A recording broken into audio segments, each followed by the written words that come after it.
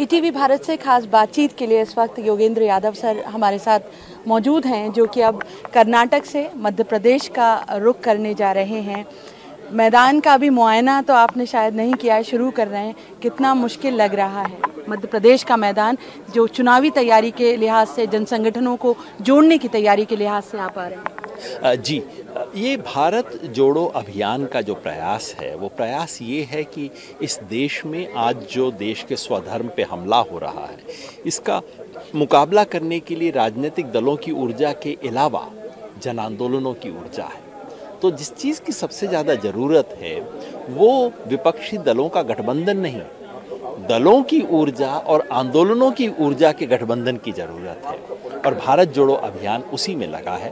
कर्नाटका में हमने तमाम जन आंदोलनों को संगठित करके भारतीय जनता पार्टी को हराने के लिए अपनी ऊर्जा का इस्तेमाल किया, और मुझे बेहद खुशी है कि वो परिवर्तन होने में कामयाबी मिली।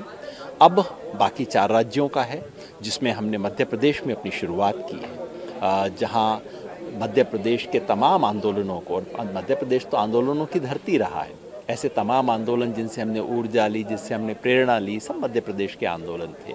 तो मध्य प्रदेश के तमाम जन आंदोलनों को जोड़ के इस वक्त प्रदेश में और देश में जिस परिवर्तन की ज़रूरत है, जिस लोकतंत्र को बचाने की लड़ाई की ज़रूरत है, उसमें मध्य प्रदेश जुड़ सकेगा, ये प्रयास हमने शुरुआत कर दी है। आपने कहा, बिल्कुल सही बात है, मध्य प्रदेश आंदोलनों का राज्य रहा है, लेकिन अब बाबाओं का राज्य है। यहाँ वोट का रास्ता बाबाओं से होकर जा रहा है, ये एक बड़ी चुनौती देख के मुझे बहुत दुख होता है। अब चुनौती है या नहीं, वो तो पूरे समाज के लिए चुनौती है। ये कोई राजनीतिक चुनौती नहीं है। मुझे लगता है कि ये भाजपा और राष्ट्रीय स्वयंसेवक संघ वाले देश का तो सत्यानाश करेंगे ही, साथ में हिंदू धर्म का भी सत्यानाश कर रहे हैं। किस किस तरह के लोगों को प्रोजेक्ट किया जा रहा है, उनको स्थापित किया जा रहा है, धर्म गुरु बाबा कितने स्थापित। अरे इस देश में साधु नाम की महिमा है। 2 कौड़ी के लोगों को साधु मत बनाइए। कोई भी गेरुआ कपड़ा पहन ले, वो हिंदू धर्म का ध्वजधारी नहीं हो जाता। इस धर्म को बचाइए, बहुत सुंदरता है इस धर्म में, बहुत खूबसूरत इतिहास है। 2 कौड़ी के सड़क छाप लोगों को, जिन्हें भाषा की कोई समझ नहीं है, जिन्हें धर्म की, परंपरा की, किसी एक धर्म ग्रंथ की समझ नहीं है, उनको धर्म गुरु और बाबा बनाना इस देश का अपमान है, हिंदू धर्म की तौहीन है।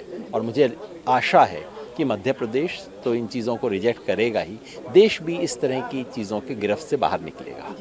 चुनावी और संगठन की तैयारियों की अगर बात करें तो मध्य प्रदेश उन राज्यों में आता है जहां पर बीजेपी का बहुत पुराना, बहुत मजबूत संगठन है। संघ का खड़ा किया हुआ, कुशाभाऊ ठाकरे का खड़ा किया हुआ। दूसरी तरफ कांग्रेस की अगर बात करें तो ये एक स्वाभाविक चॉइस कांग्रेस यहाँ पर हो सकती है, क्योंकि एंटी इनकम्बेंसी है, लेकिन वो तेवर जो विपक्ष के होने चाहिए वो कांग्रेस के दिखाई नहीं दे रहे। इसे आप कितनी बड़ी मुश्किल मानते हैं? अगर मध्य प्रदेश संघ की धरती है, जनसंघ के ज़माने का है, तो ये जो जैसा हमने कांग्रेस के साथ देखा है, पुराना होना हमेशा स्ट्रेंथ नहीं होता, वो वीकनेस भी बन जाता है। आप जितने पुराने होते हैं, साथ में घुन भी लग जाता है, दीमक भी लग जाती है, और ये हम मध्य प्रदेश में आज देख रहे हैं। दीमक लग गई है, भ्रष्टाचार है, वही किस्म के खेल जो पहले लोग कांग्रेस को जिसका दोष दिया करते थे, वो तमाम किस्म के खेल आज भारतीय जनता पार्टी में हो रहे हैं। भारतीय जनता पार्टी की सांप्रदायिकता पे तो हर कोई टिप्पणी करता है, लेकिन इनके घोर भ्रष्टाचार पे, इनकी घोर निकम्मेपन पे, इनके झूठ पे पर्याप्त टिप्पणी नहीं होती। और मैं समझता हूँ कि ये झूठ, भ्रष्टाचार और निकम्मापन जो है, जनता इसको दूर करेगी, और कांग्रेस इससे सबक लेगी। कांग्रेस अपनी पुरानी हारों से भी सबक लेगी और मध्य प्रदेश को एक बेहतर विकल्प देने की तरफ बढ़ेगी। हमने आपको जो टीवी स्क्रीन पर हमेशा देखा, चुनाव की बहुत गहरी समझ है आपकी, एक एक सीट का विश्लेषण करते हमने देश की सीटों का आपको देखा है। मध्य प्रदेश को लेकर क्या तैयारी है उस लिहाज से कि किन सीटों पर आप ज़्यादा फोकस कर रहे हैं?